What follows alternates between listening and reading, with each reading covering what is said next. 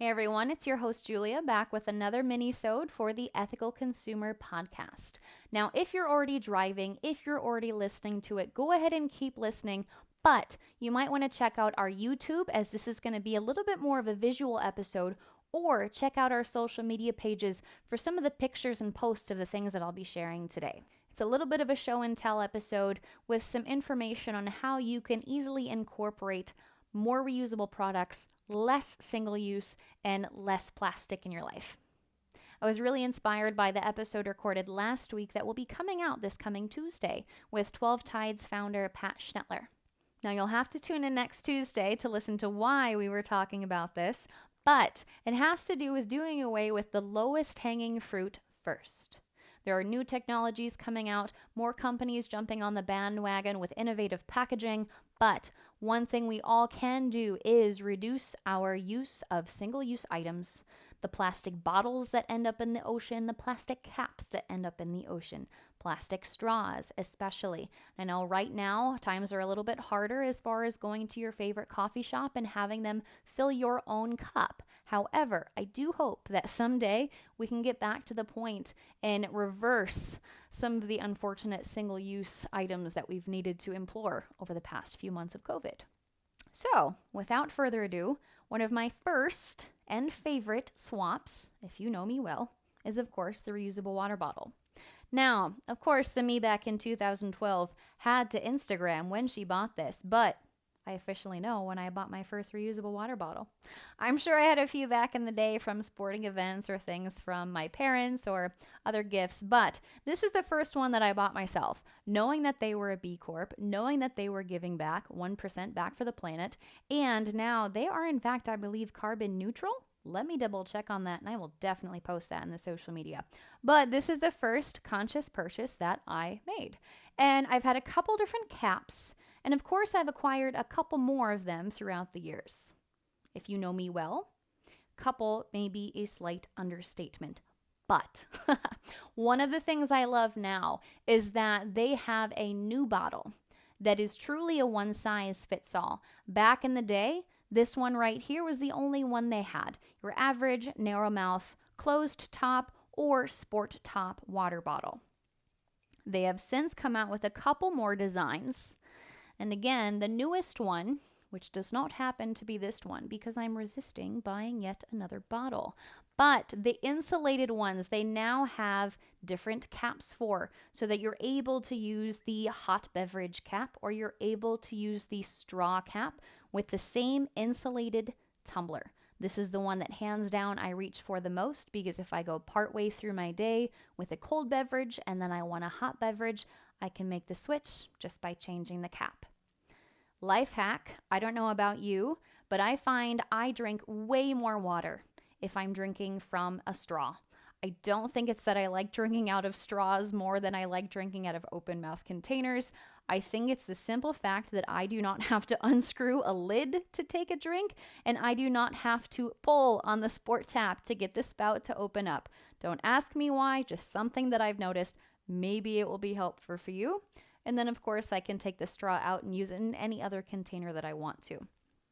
Along the same lines, and actually from the same company as we did carry these items in the small health food store that I worked at, is the reusable container.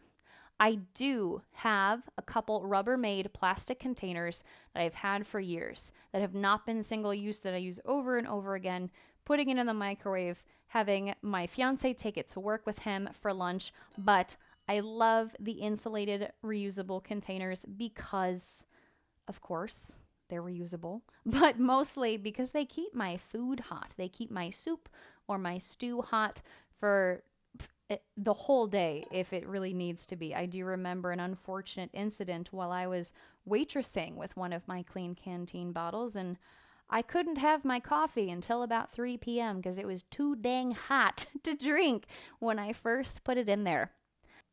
I didn't make that mistake many times after that. If you are putting a hot beverage in an insulated container, most companies and myself recommend that you have it be of a mostly drinkable temperature before you put that lid on, because if it's good quality, it's going to stay hot.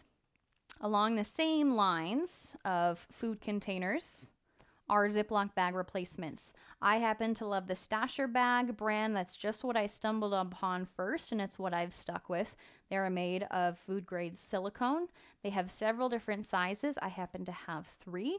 I like the small palm-sized or hand-sized snack one for dates, for nuts, taking on the go in your purse or in your bag.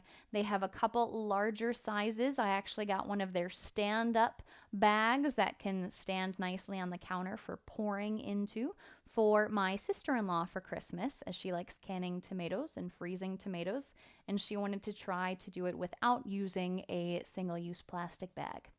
She's awesome. I got a couple of the large size ones for my brother-in-law as well, as he enjoys sous vide cooking, and he was able to use the Stasher bags instead of the single-use plastic bags.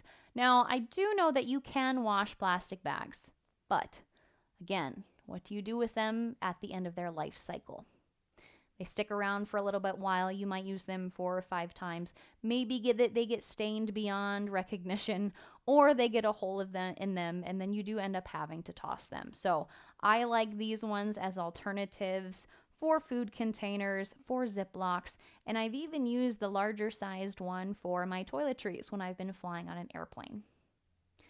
Now again, if you know me, you might have seen me pull this one out of my purse. I am the ridiculous human being that usually has a spork with them. And no, it's not a plastic spork. It is a titanium alloy. Why I thought I needed this? I think I actually bought this at the same time I bought my original Clean Canteen bottle. So this buddy has been with me since 2012. And let me tell you, I might have thought it was just a silly, fun purchase at the time, but I have used this so much. It goes to work with me Monday, Wednesday, Friday. I eat my lunch at my desk with my spork from my Clean Canteen container, and I haven't had to reach for a plastic fork. I don't usually have to get them if we go get takeout for on the road. Pull out my spork, good to go. The last one I have, also one that maybe you have seen before, but maybe you forget at home. I like to keep a couple in my car, a couple in my kitchen, and some of them have convenient carabiners to hook on your bag. I have my reusable grocery bag. This one from Chico Bags, and they, I believe, are a partner company with Clean Canteen and To Go Wear now. This one is made from recycled bottles. I have a few that are different sizes. I've thankfully only ever lost one, but they have lasted so long, and they carry a whole lot of stuff. I have a sling bag that I enjoy taking for traveling. I'm a carry-on bag only kind of person, and then inevitably when I get there, we want to go on a little day trip or something where I need more than a purse, but I don't need my full backpack. And usually I just take the Chico Bag sling bag because it's easy to pack, it's lightweight, I can hook it onto my purse if I'm not using it, and they come in a lot of fun colors. So I've just shared a whole lot of things that you can buy that, again, are consumables that are purchasable. Most of these, if not all, are One for the Planet brands. Majority of them are B Corp brands. And again, less plastic, less single-use materials. Obviously, this is a little bit of an investment, but I definitely think I've gotten my return considering I've had some of these items since 2012, 8 years ago. I've used them for many different purposes. I continue to use them, and I really don't see myself ever not using any of these items. There are some products that are labeled as natural and reusable, and some of those products aren't really necessary purchases. And we're going to talk about that in a future episode called greenwashing and also imploring minimalism in your lifestyle. And we don't have to get so minimalist, but maybe essentialist, knowing when something may be a new fad green product to buy, or knowing when it's a lasting purchase that you're going to have for years. Thanks, guys. I hope you enjoyed this episode. Again, go ahead and check us out on YouTube on your preferred podcasting platform. I'll put links to these in the description. This is not sponsored. We are not sponsored by anybody at the moment, but hey, Clean Canteen, if you want to be, I'm not going to say no. Go follow us on social media, guys. Give us a subscribe on iTunes, a like on YouTube. And if you're loving it, leave us a review, and I'll catch you next time.